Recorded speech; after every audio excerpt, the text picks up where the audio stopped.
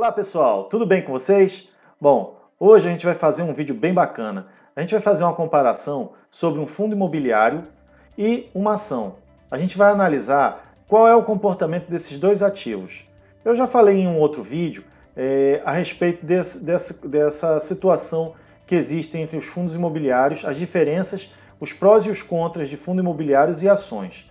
Eu, particularmente, não sou muito fã de fundo imobiliário. Eu acho que o fundo imobiliário é um instrumento para você investir, mas até determinado ponto. Eu entendo que a partir de certas situações você acaba encontrando melhores caminhos através das ações. Por que eu digo isso? Porque, em geral, quem investe em fundo imobiliário está muito mais preocupado com os proventos que vai receber ao longo do período, e não propriamente com a valorização das cotações. Isso porque uma das características dos fundos imobiliários é justamente essa, manter-se ali num padrão de um máximo e um mínimo durante muito tempo. Então, em geral, quem compra fundo imobiliário compra pensando num recebimento de um provento constante, ou seja, um valor constante ali ao longo do tempo.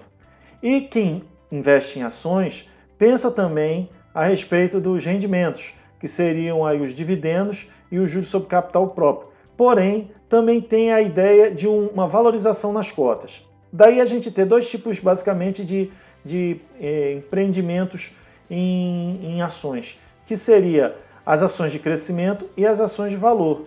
Então, as ações de crescimento são aquelas que se prendem muito mais ao avanço do valor da cotação no longo prazo. Já as ações de valor são aquelas que estão mais ligadas ao pagamento de dividendos.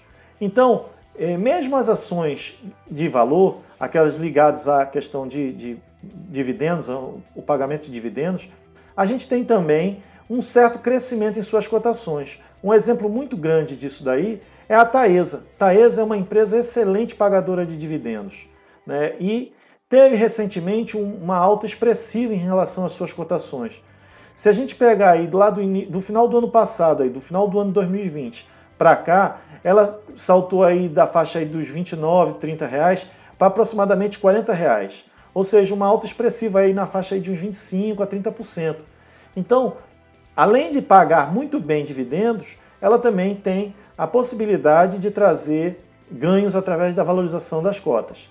Então, a nossa análise hoje vai se basear praticamente nesses dois pontos, em receber dividendos e valorização das ações ou das cotas, né? E os dois ativos que eu trago hoje para a gente pensar a respeito, para a gente fazer uma avaliação disso que eu estou falando, é o MXRF11, que é o Maxi Renda, é um fundo imobiliário de papel. Na verdade, ele é híbrido, porque ele tem um pouco de desenvolvimento dentro dele e um pouco de recebíveis, de papel, né? E pelo lado das ações, a gente vai trazer a Taesa.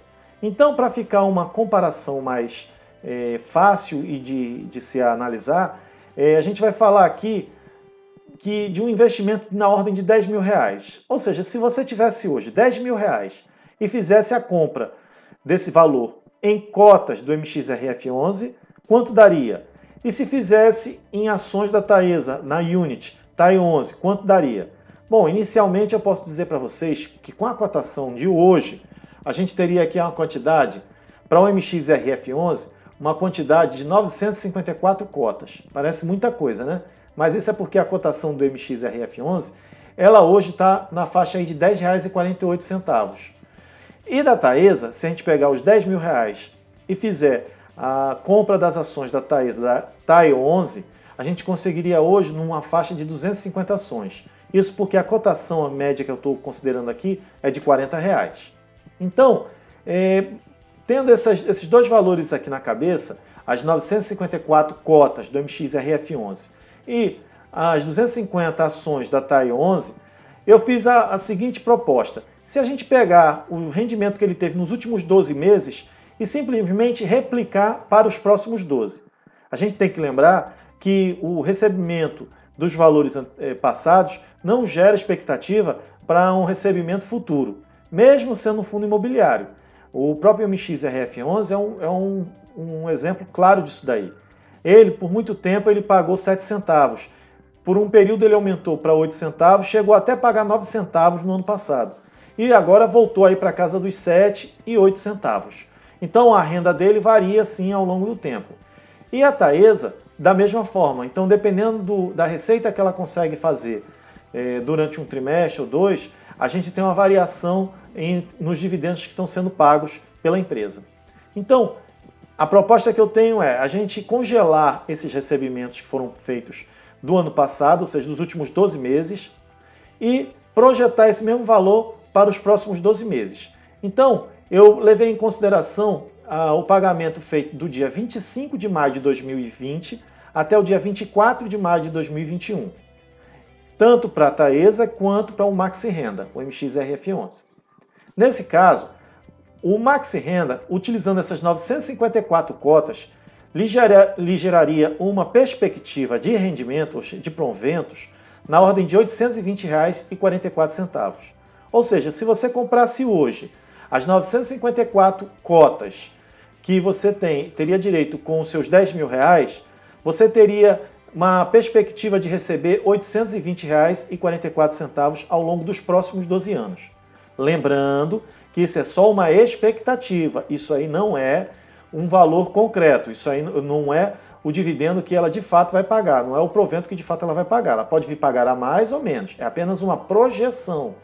Então, nessa minha projeção, teríamos um valor aí de R$ 820,44 ao longo dos próximos 12 meses.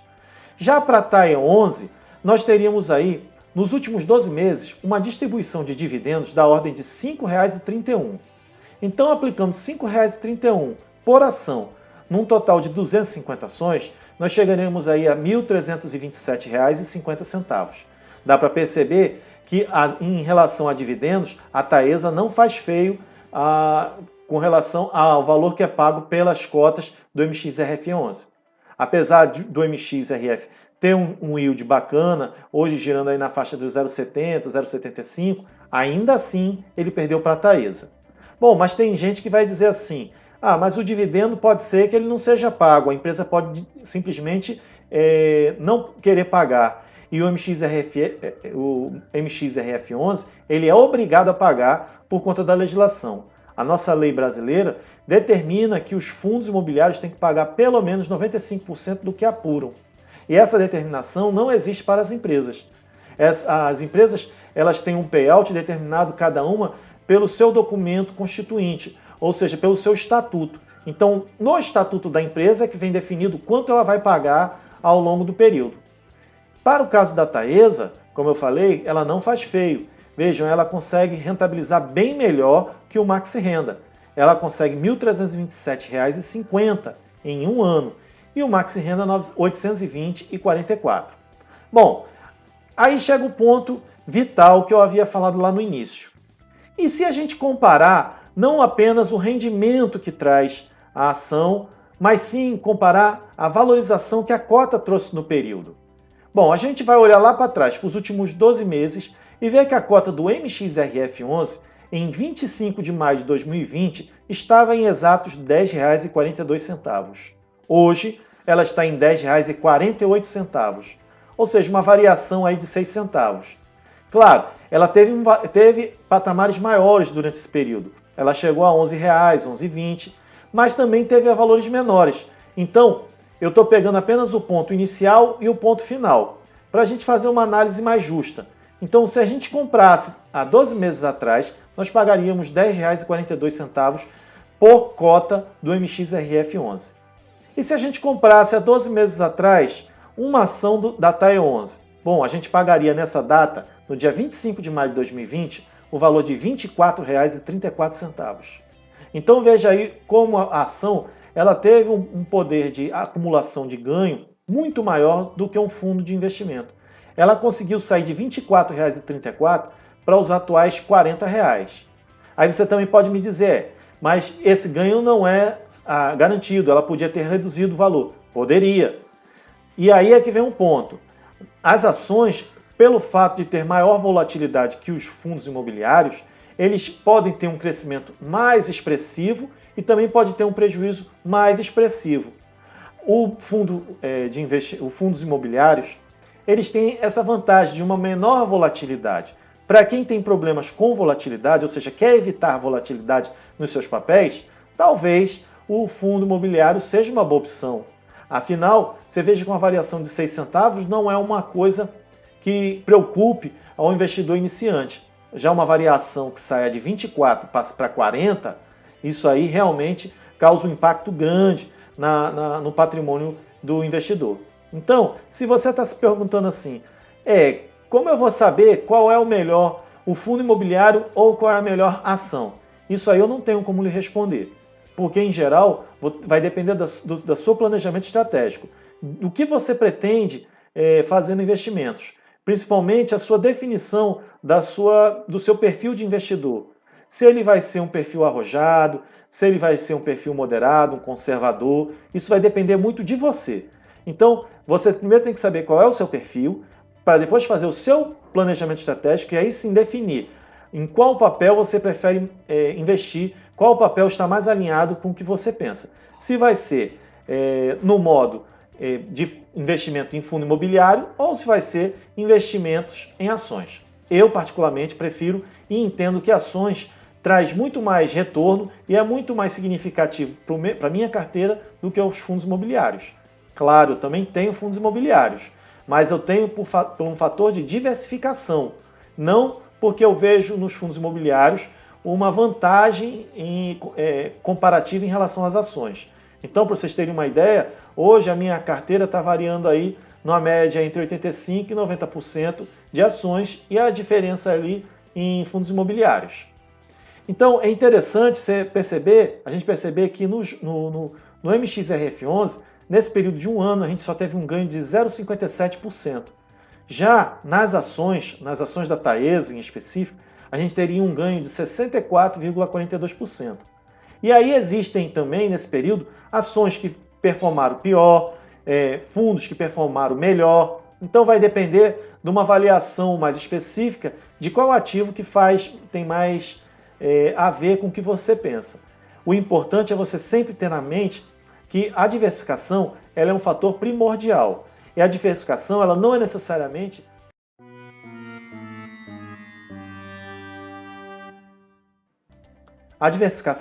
não é propriamente a montagem de uma carteira muito espalhada. Você não precisa ter 30, 40 ativos.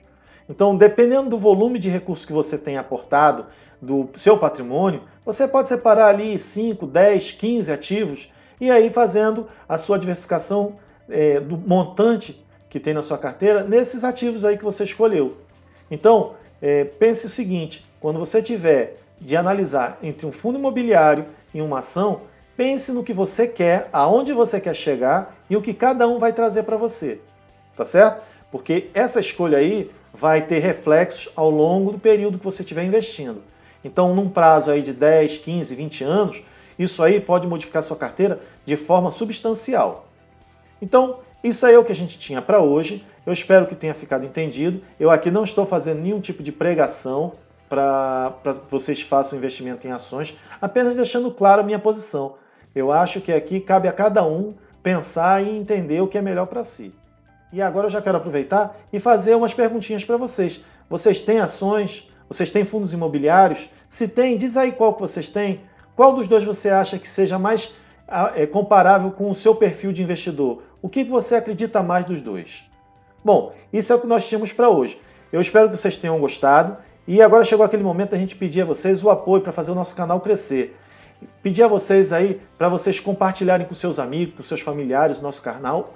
E pedir também que vocês curtam aí e se inscrevam nele. Se inscreva no nosso canal, compartilhe aí, ative o sininho das notificações. Se você gostou do nosso material de hoje, dá aquele joinha, dá aquele like maroto lá, aquela voadora no like. A gente fica muito feliz aí quando consegue ter o apoio de vocês para fazer o canal chegar a mais pessoas. Então é isso que a gente tinha para hoje. Eu agradeço a vocês e até a próxima. Tchau!